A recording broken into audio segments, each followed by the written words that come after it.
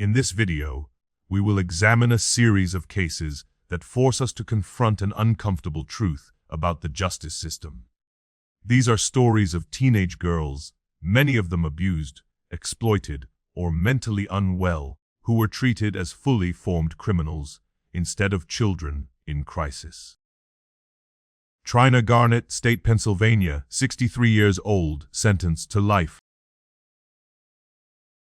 Trina Garnett was born around 1962 in Pennsylvania, growing up with clear signs of psychological disturbance that went undiagnosed and untreated. No intervention. No safety net. By the time she was 14, she was already a child in distress, navigating emotions and impulses she could not control in an environment that offered no help. This is where the story begins, not with fire, but with neglect. In 1976, everything collapsed. At 14 years old, Trina attempted to break into her boyfriend's house. What followed was not a calculated act of violence, but panic, confusion, loss of control. A fire started. It spread quickly, far beyond anything she could stop. Inside the house were two small children. They died in the blaze. The outcome was irreversible, and the horror of it overshadowed everything else. From that moment on, the narrative hardened. A tragedy became a crime, and a child became a defendant. She was arrested almost immediately. Prosecutors focused on the result, 2 deaths, rather than the mind of the person who caused them. There was no evidence that Trina intended to kill anyone. No proof of malice or planning. But intent mattered less than optics.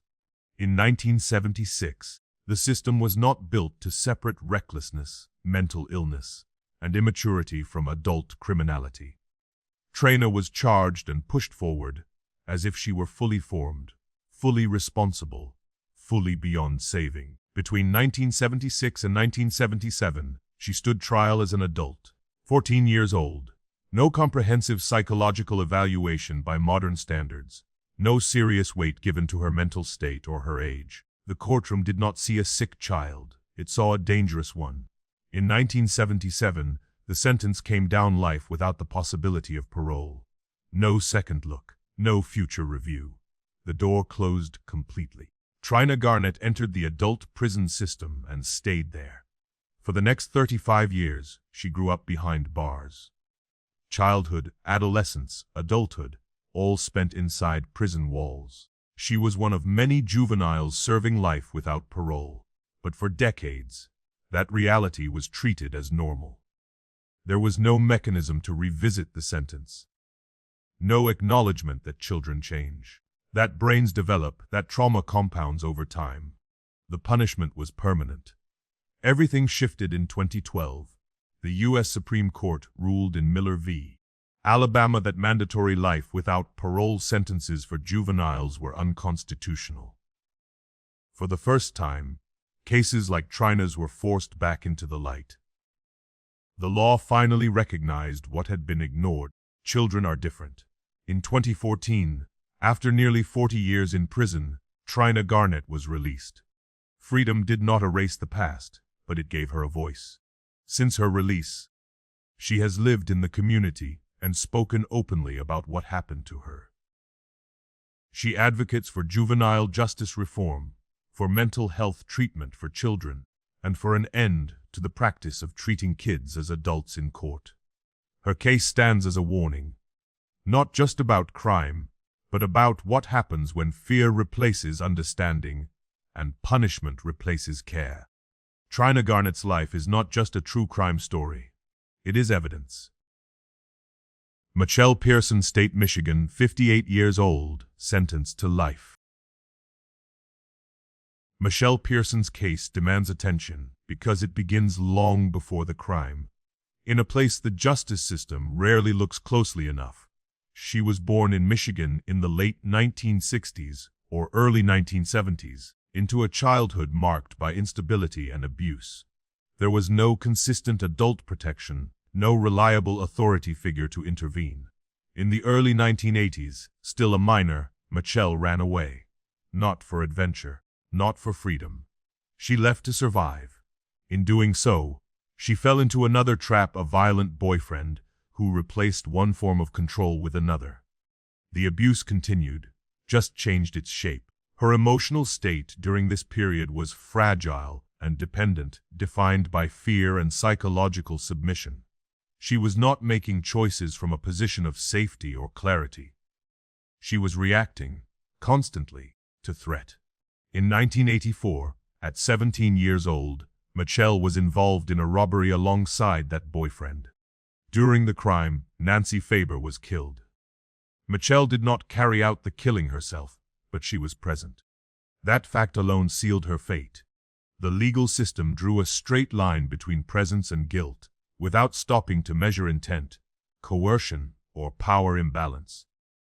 In the public narrative, nuance disappeared. A young girl became a criminal accomplice in a homicide, and nothing else about her seemed to matter.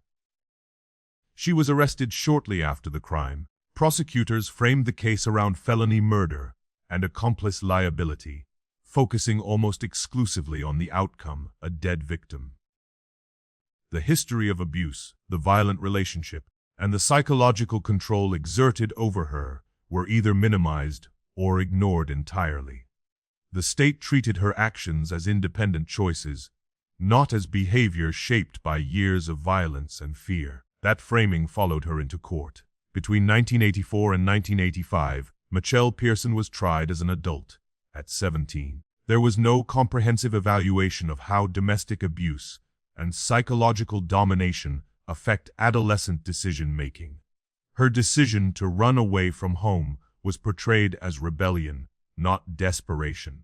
Her dependency on an abusive partner was treated as loyalty, not survival. The court did not ask how much freedom she actually had in that moment. It assumed she had all of it. The sentence reflected that assumption. Life without the possibility of parole. No distinction between the person who killed and the person who followed. No recognition of age, trauma, or imbalance of power. With that ruling, Machelle was effectively erased from any future outside prison walls. Rehabilitation was not considered. Growth was irrelevant. She was 17, and the system decided she would never change. In 2018, after nearly 34 years, Machelle Pearson was released. Freedom came late, but it came. Since then, she has spoken out for incarcerated women, particularly those whose crimes are rooted in abuse and coercion. Her story leaves a lasting question behind. How many children are still serving adult sentences for choices made under violence, fear, and control? And how long will the system keep calling that justice? Paula Cooper, State, Indiana, 45 years old, previously death row. Paula Cooper's case grabs attention because it is impossible to separate the crime from the age of the person who committed it. She was born around 1969 in Indiana, growing up in an unstable environment shaped by negative peer influence and weak adult supervision. There was no clear structure, no consistent guidance. By her early teens, Paula was already drifting, pulled toward rebellion and risk, surrounded by peers who normalized delinquent behavior. The warning signs were visible long before the system ever noticed her. In early to mid-1985, Paula was 15 years old and deeply influenced by the small group she spent time with. In May 1985, Paula Cooper and 3 other teenage girls broke into the home of Ruth Pelk, a 78-year-old woman. The initial purpose was theft. What happened inside the house escalated quickly and violently. Ruth Pelk was stabbed multiple times and died at the scene. Investigators later concluded that Paula delivered the fatal wounds. The brutality of the act eclipsed everything else. From that moment on, the case stopped being about a child involved in a crime and became a symbol of horror. Paula was arrested almost immediately. Prosecutors moved fast and decisively, charging her with serious murder offenses. Despite being only 15, she was transferred to adult court because of the violent nature of the crime. The legal strategy focused almost entirely on the act itself. Little space was given to her age, her immaturity, or her susceptibility to peer pressure. The system treated severity as proof of adult intent. During the 1985 trial, Paula Cooper became the youngest defendant in Indiana history to face the death penalty. The courtroom emphasized the cruelty of the killing and the vulnerability of the victim. Emotional impact dominated the proceedings. Factors such as adolescent brain development, psychological immaturity, and group influence were largely sidelined. The narrative was simple and unforgiving. The crime was monstrous, therefore the punishment had to be final. In 1986, the court sentenced Paula Cooper to death. She was 15 years old. The decision shocked audiences far beyond Indiana. International media, human rights organizations, and religious leaders condemned the sentence. The case became a focal point in the global debate over executing juveniles. It was no longer just about Paula Cooper. It was about what kind of justice system could justify killing a child for what she did as a child. Between 1986 and 1989, pressure intensified. Appeals, public protests, and moral arguments forced the state to reconsider. In 1989, Paula's death sentence was reduced to 60 years in prison. Execution was avoided, but the punishment remained crushing. She would spend her formative and adult years behind bars. The years after release were difficult. Paula struggled with lasting psychological damage and the weight of her past. In 2015, she died by suicide. Her death closed a story that had already reshaped law and public opinion. Paula Cooper's case remains a stark lesson. Extreme punishment of children may satisfy outrage in the moment, but it leaves wounds that last far beyond the sentence. Sabrina Butler, State, Mississippi, 54 years old, previously death row. Sabrina Butler's case demands attention because it exposes how quickly grief can be mistaken for guilt when the accused fits a familiar stereotype. She was born in Mississippi in the early 1970s and grew up under economic strain, with limited support and few safeguards.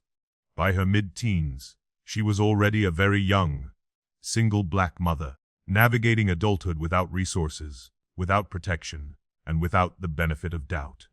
In 1989, when Sabrina was 17, her 9-month-old son suffered a fall. It was sudden, chaotic. She rushed him for medical help. Despite those efforts, the child died. What should have been treated as a devastating accident immediately became something else in the eyes of authorities. Investigators questioned the circumstances and began to suspect violence, even though there was no clear forensic proof of intentional harm. From the start, the focus shifted away from medical uncertainty and towards suspicion aimed directly at the mother. That suspicion hardened during interrogation. Sabrina was still a minor, questioned without adequate legal protection. No experienced attorneys stood between her and the pressure. In that room, fear did the work the evidence could not. She was coerced into a confession that would later define the case.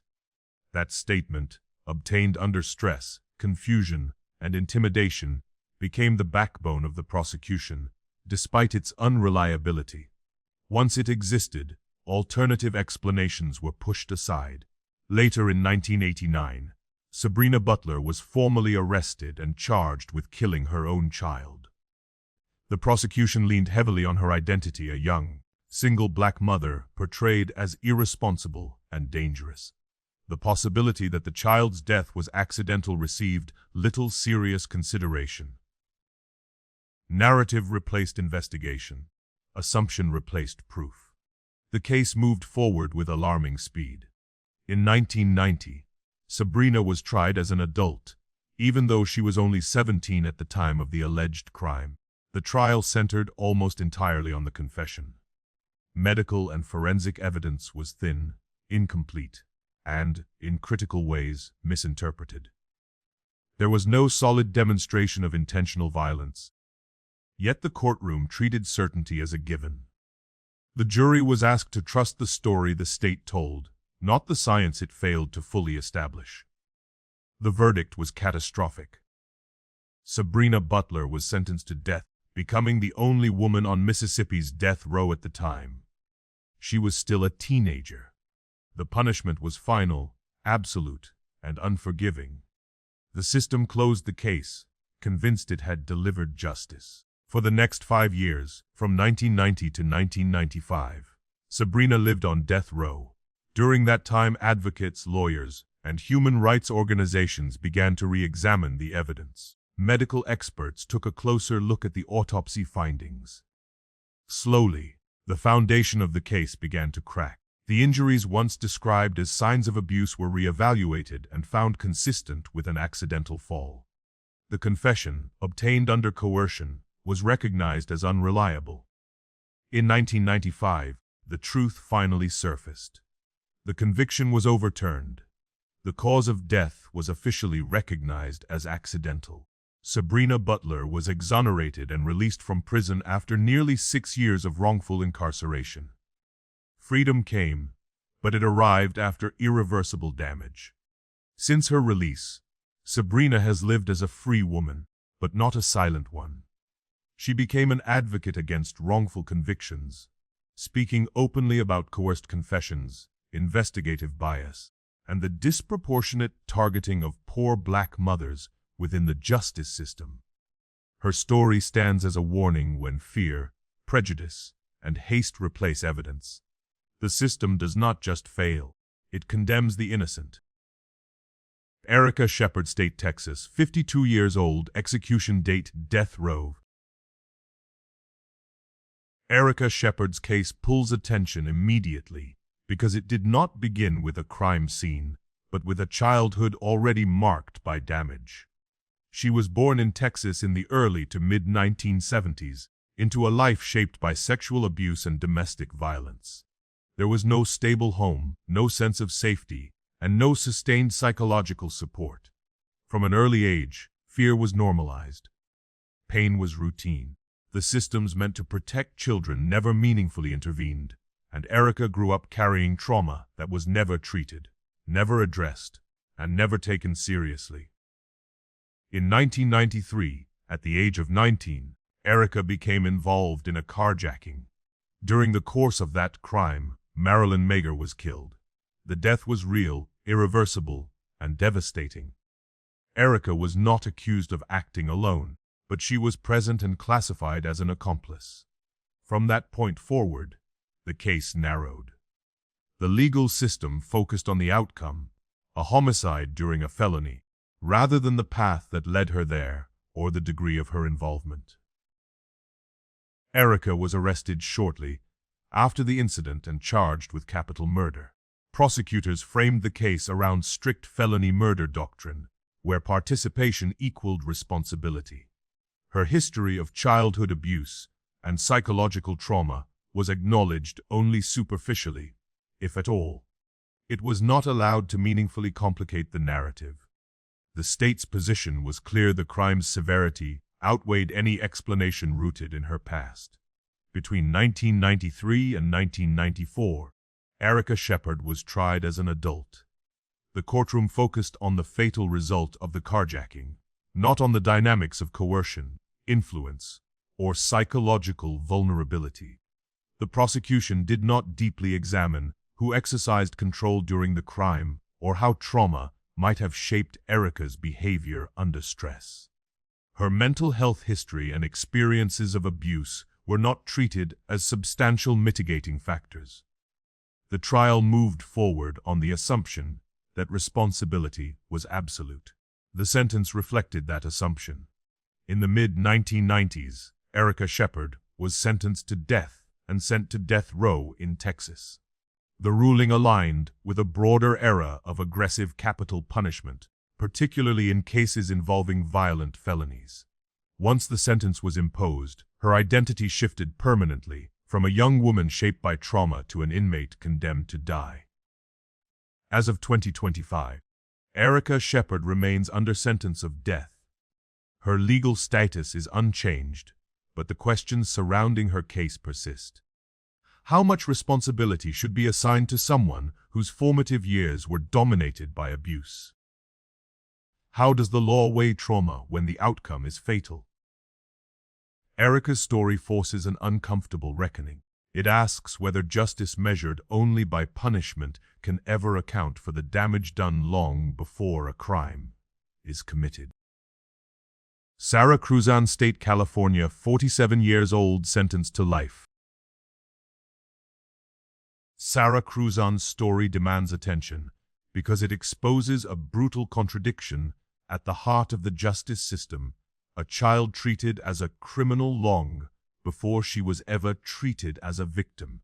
She was born around 1978 in California, and by the time most children were learning how to trust adults, Sara was already being pulled into a world built on exploitation. Around the age of 11, she was drawn into sex trafficking. A pimp took control of her life, using violence, intimidation, and psychological manipulation to keep her compliant. There was no effective intervention from family or child protection agencies. For years, the abuse continued unchecked, shaping her understanding of survival and danger. By the time Sara reached her mid-teens, the trauma was no longer an event. It was a condition. Fear dictated her decisions. Control defined her relationships. Escape was not a concept supported by law enforcement or social services. It was something she had to imagine on her own. This context mattered, but when the system finally noticed her, it was not as a child in crisis. It was as a suspect. In 1994, at 16 years old, Sara killed the man who had been trafficking and abusing her. The act occurred within the reality she had been trapped in for years, a reality defined by constant threat and domination. To Sara, it was an attempt to break free from ongoing violence. To the authorities, it was a homicide. The case was immediately framed as murder, without serious consideration of self-defense, coercion, or the dynamics of trafficking. The narrative hardened quickly, leaving no space for the question that mattered most: what happens when a child's only perceived escape from abuse is violence? Sara was arrested and charged with a serious murder offense. Prosecutors focused narrowly on the fatal act itself.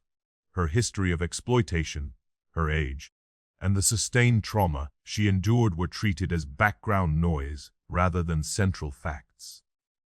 The decision to prosecute did not reflect an understanding of trafficking victims. It reflected a system more comfortable with punishment than complexity. Between 1994 and 1995, Sara Kruzan was tried as an adult.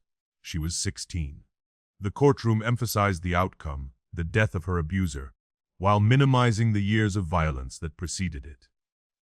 The prosecution did not meaningfully address how grooming, fear, and psychological control affect a child's capacity to choose. Her status as a trafficking victim was acknowledged only superficially, if at all. The trial moved forward as though she had acted with the same freedom and intent as an untraumatized adult. The sentence was devastating. Sara Kruzan received life without the possibility of parole. No second chances. No future review. The law effectively declared that a child who had been sold, beaten, and controlled since age 11 was beyond redemption. She entered the California prison system with no expectation of release. Shockingly, the sentence changed when the U.S. Supreme Court issued its decision in Miller v. Alabama, ruling that mandatory life without parole for juveniles was unconstitutional. In 2013, after years of legal re-evaluation, Sara Kruzan was released. Freedom came late, but it changed everything. She began speaking publicly about her experiences, reframing her story not as one of crime, but of survival. From 2013 to 2021, she became a voice for trafficked children, urging lawmakers to stop criminalizing victims.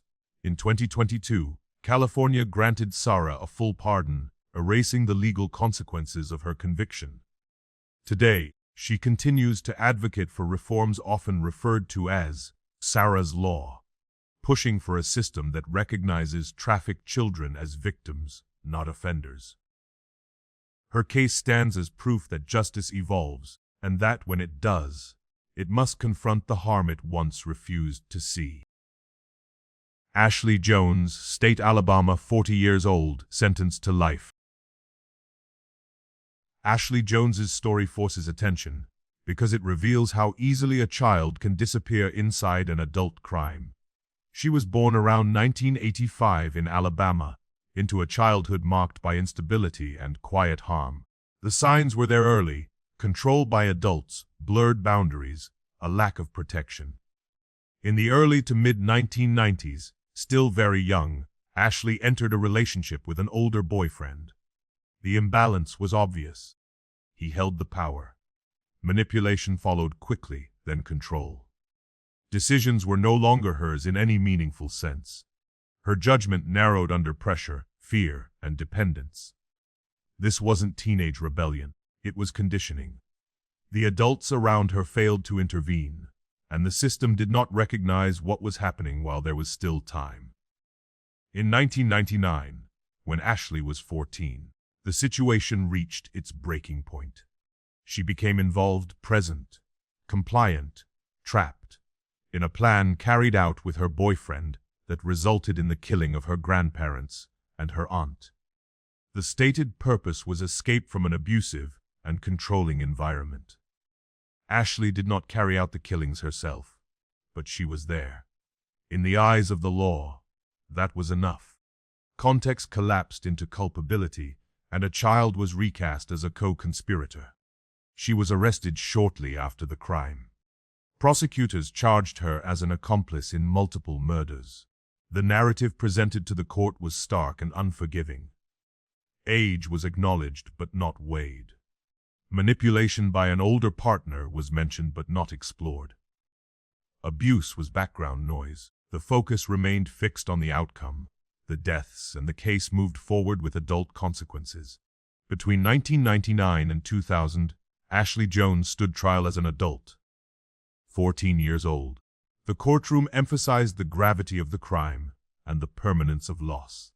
It did not seriously examine how coercion, dependency, and fear distort a child's ability to choose. The psychological impact of a controlling relationship was not treated as a central factor. The law demanded responsibility without asking how much agency she actually had. The sentence sealed her fate. Life without the possibility of parole. No review. No second chance. At 14, Ashley Jones was told that nothing she could become would ever matter. She entered the Alabama prison system and stayed there as she grew from a child into an adult, learning who she was behind bars instead of in the world. From 2000 through 2014, prison became her entire life. Education, maturity, and identity all formed under incarceration.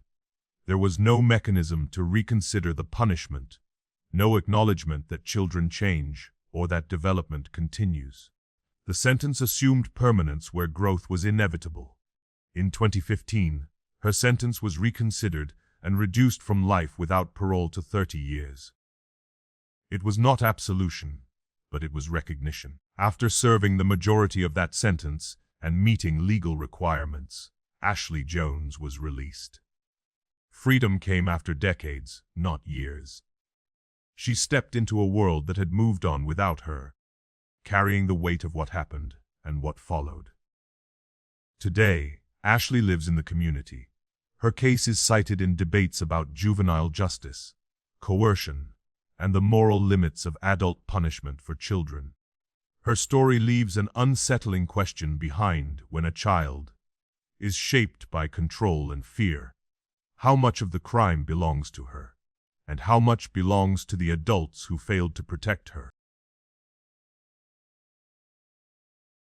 Cyntoia Brown, State, Tennessee, 37 years old, sentenced to life. Cyntoia Brown's case commands attention because it exposes how the justice system often confuses survival with criminal intent. She was born around 1989 in Tennessee, into a childhood marked by instability and neglect. Protection was inconsistent. Guidance was thin. Long before the law ever learned her name, she was already vulnerable. growing up without the safety that allows children to develop trust or judgment. That absence mattered, even if the courtroom later chose to ignore it. As a teenager, Cyntoia became trapped in sex trafficking. Adults controlled her movements, her body, and her choices. Violence and manipulation were routine. Fear was constant. She lived under coercion, learning quickly that resistance brought consequences. There was no meaningful intervention from child protective systems that might have recognized her as a victim.